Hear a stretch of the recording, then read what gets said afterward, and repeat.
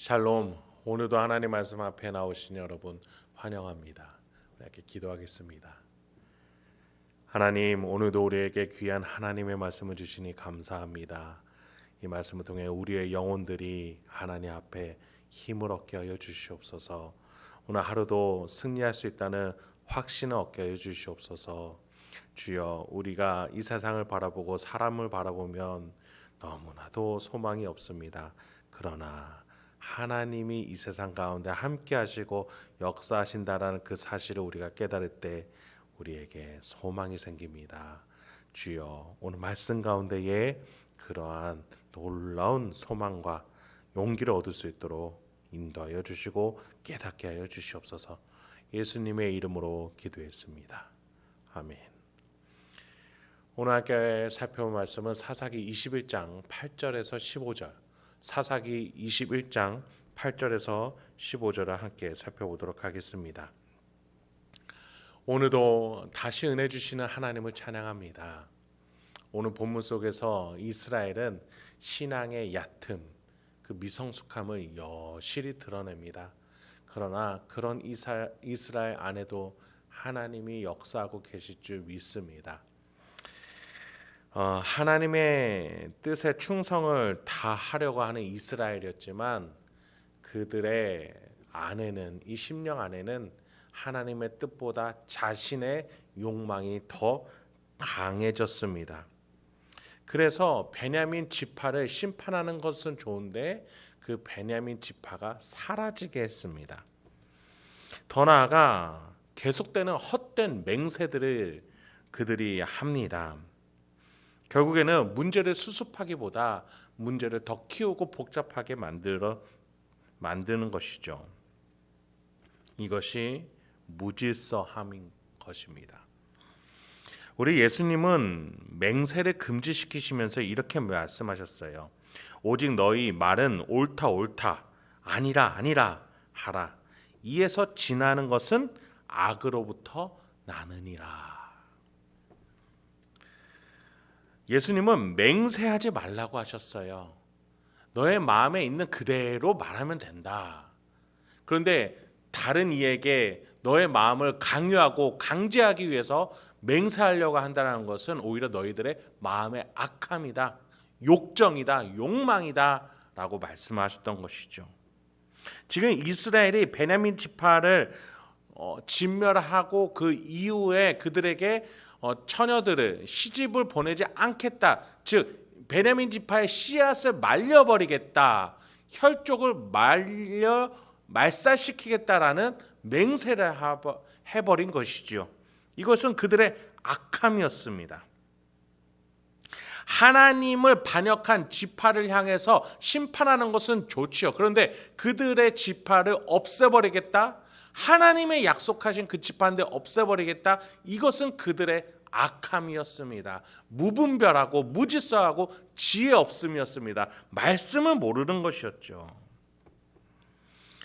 그들의 각자의 소견에 옳은 대로 행하는 악한 행실이었습니다. 여러분, 우리가 말과 행동, 판단, 결정에 있어서 혹시 나의 악함을 드러내는 것은 아닌지, 정말 신앙생활이라고 생각했는데 나의 악함을 드러내는 욕정은 아닌지 우리 스스로 돌아봐야겠습니다. 오늘 본문에서 이스라엘은 헛된 맹세로 실수에 실수를 낳습니다. 그리고 그것이 멈춰지지가 않습니다.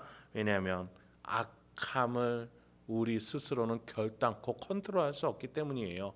하나님이 도와주셔야 되는 겁니다. 본문을 살펴보죠. 8, 9절입니다.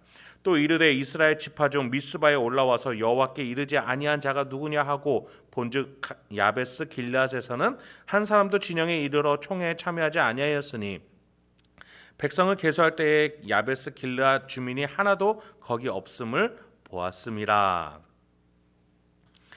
하나님의 백성들이 베냐민 지파를 향해서 전쟁을 펼칠 때에 다 모여야 했습니다. 레위인의 첩의 시신을 모두 다 받았기 때문에 그 메시지가 무엇이었고 얼마나 진중한 것인지 그들은 다 알고 있었기 때문입니다. 특히 베냐민 지파와 같이 반역을 하는 상황이라면 더욱더 모여야 했죠. 베냐민 지파를 그래서 진멸하려고 하는 의도는 우리가 충분히 공감할 수 있습니다. 하나님은 반역하려는 세력에 대해서 단호한 심판이 있어야죠. 그런데 그 진멸을 과연 하나님이 말씀하시는 방식이었는가에 대해서는 다시금 우리가 생각해 봐야 합니다. 하나님의 약속이 있는 그 베냐민 지파를 멋대로 이스라엘 총회가 없앤다라는 것은 있을 수가 없는 일이죠. 물론 가나안 족속을 향해서 하나님은 분명하게 진멸하라고 하셨어요. 그런데 지금 이것은 하나님의 약속하신 베냐민 지파, 하나님의 사랑하는 지파였습니다. 이들을 진멸할 것인지 아니면 이들의 반역에 대해서 반역을 없애야 되는 것인지 이들은 분명하게 하나님께 듣고 행했었어야 되는 것이죠. 여러분, 성경에서 진멸이라는 단어는 나쁜 단어가 아닙니다. 하나님이 우상 숭배를 막기 위해서 택하신 방법이기 때문입니다. 그런데 지금은 베냐민 지파를 향한다라는 점에 있어서 조금 더 생각해 봤어야 되고 하나님의 뜻을 물었어야 된다는 것이죠. 그럼에도 불구하고 이들의 악함이 베냐민 지파를 침과 동시에 더 나아가 이들이 결혼하지 못하게 모든 지파들이 여성, 특히 처녀들이 시집을 가지 못하게 하라는 맹세까지 갔다는 것은 너무나 악한 행동이었던 것입니다. 그런데 여기에서 한 가지 더 맹세를 하게 됩니다. 이 전쟁에 참여하지 않은 도시들을 이제 속아내기 시작을 합니다. 그리고 그들을 몰살시키겠다라고 또 다른 맹세도 하게 됐던 겁니다. 이러한 이들의 멋대로의 맹세는 결국 하나님의 뜻에 근거한 심판자로서의 사명이 아니라 문제가 문제를 낳고 더 꼬이고 꼬이게 만드는 맹인으로서의 인도자, 앞을 보지 못하는 심판자로서의 모습으로 보이게 할 뿐이었습니다. 여러분, 일을 해서 무언가를 세운다는 것은 참 어려운 일입니다. 그래서 어떻게 하나하나 올려서 일을 냈다면 그것을 무너뜨리는 것은 너무나 쉬운 것 같습니다. 하나님이 이스라엘 백성, 특히나 이렇게 무분별하고 무질서한 이스라엘 백성을 사사시대 내내 끌어오셨습니다. 회개하면 다시 돌보시고, 그런데 다시 편해지니 다시 악함으로 돌아갔을 때 하나님이 다시 그들을 지켜주시고 기다려주십니다. 그리고 그들이 아파서 또 다시 돌아오면 또 받아주십니다. 그것은 계속 반복이었어요. 하나님은 계속 기다리시면서 이스라엘 백성들을 끌어오셨습니다. 그리고 마침내 이스라엘이 총회로 모여서 하나님의 뜻에 부합한 베냐민 지파의 내전을 이루게 되었습니다. 승리하게 됐어요. 유다 지파를 시작으로 하여서 질서를 잡게 되었습니다. 그런데 이들의 스스로의 헛된 맹세들로 결국 또 다시 일이 그르치게 되어졌습니다. 어린아이가 온 집을 헤집고 다니는 것과 같아요. 다 어지르고 다니는 것이지요. 이들의 미성숙함이 드러나고 맙니다. 10절부터 11절입니다. 회중이 큰 용사 12,000명을 그리로 보내며 그들에게 명령하여 이르되 가서 야베스 길르앗 주민과 부녀와 어린아이를 칼날로 치라. 너희가 행할 일은 모든 남자 및 남자와 잔 여자를 진멸하여 바칠 것이니라 하였더라. 여기서도 진멸이라는 단어가 나옵니다. 그런데 여기서 우리는 분명한 기준을 가져야 됩니다. 이것은 결코 하나님이 하신 방법이 아니라는 거예요. 지금 이들은 인간의 방법대로 하고 있습니다. 11절을 볼까요? 이스라엘 총회가 지금 야베스 길르앗이라는 도시를 치러 올라갑니다. 이들이 전쟁에 참여하지 않았기 때문에 치러 올라가라는 거예요. 당연하게 그래야죠. 이들 또한 참여하지 않음으로써 하나님의 뜻을 참여하지 않겠다라는 우상숭배, 이민족의 세계관을 갖고 있었기 때문에 이들을 치는 것은 당연합니다. 그런데 11절을 보십시오. 행할 일은 무엇이었습니까? 모든 남자를 쳐라. 동의가 됩니다. 그런데 그 뒤에 남자와 잔 여자를 진멸하라. 그렇다면 남자와 자지 않은 여자들은 살리라라는 말이 될 것입니다. 이들에게 숨은 의도가 있었던 것입니다. 무엇입니까? 베냐민 지파가 다 진멸되고 이 지파가 없어질 것 같으니 남은 남자 600명이라도 씨족을 살리기 위해서 여성들을 구해야 됩니다. 그런데 그들이 맹세를 했죠. 뭐라고요? 이들에게 여자를 주지 말자라고 맹세를 했어요. 이 맹세가 헛되게는 자기들이 헛되게 함으로써 죄를 지을 수는 없으니 다른 방식으로 여자를 구하려고 합니다. 무엇입니까? 맹세하지 않은 자들, 전쟁에 참여하지 않은 도시의 여자들을 구해서 포로로 끌고 와서 이들이 결혼할 수 있게 해서 베냐민 지파가 유지될 수 있게 하자라는 너무나도 얕은 술수를 계획했던 것입니다. 여러분, 이들의 방법이 어떻습니까? 이 과정이 선합니까? 이들의 악함이 드러나니까 이 방법 수단까지도 너무나 악합니다. 그래놓고 겉모습은 하나님을 위해 하나님의 뜻에 합당하기 위해서라는 명분만을 가지고 이 일을 행하는 것입니다. 악함이 그대로 드러나고 있는 것이죠. 12절부터 15절을 보겠습니다. 그들이 야베스 길라 주민 중에서 젊은 처녀 400명을 얻었으니 이는 아직 남자와 동침한 일이 없어 남자를 알지 못하는 자라.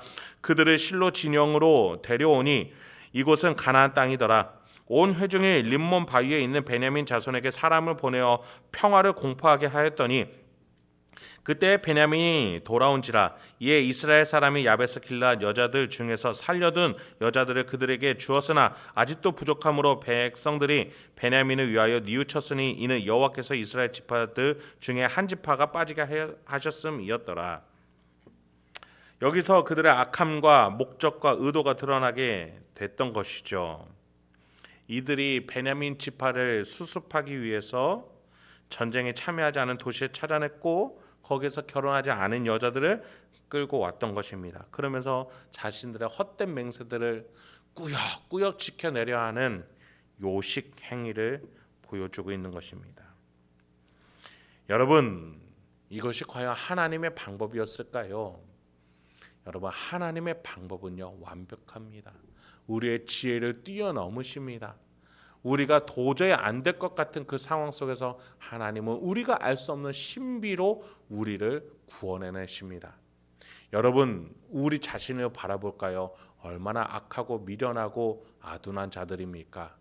그런데 우리 안에 내가 알 수 없는, 내가 도저히 이해할 수 없는 방법으로 나에게 구원을 또 복음을 하나님을 알게 하셨습니다.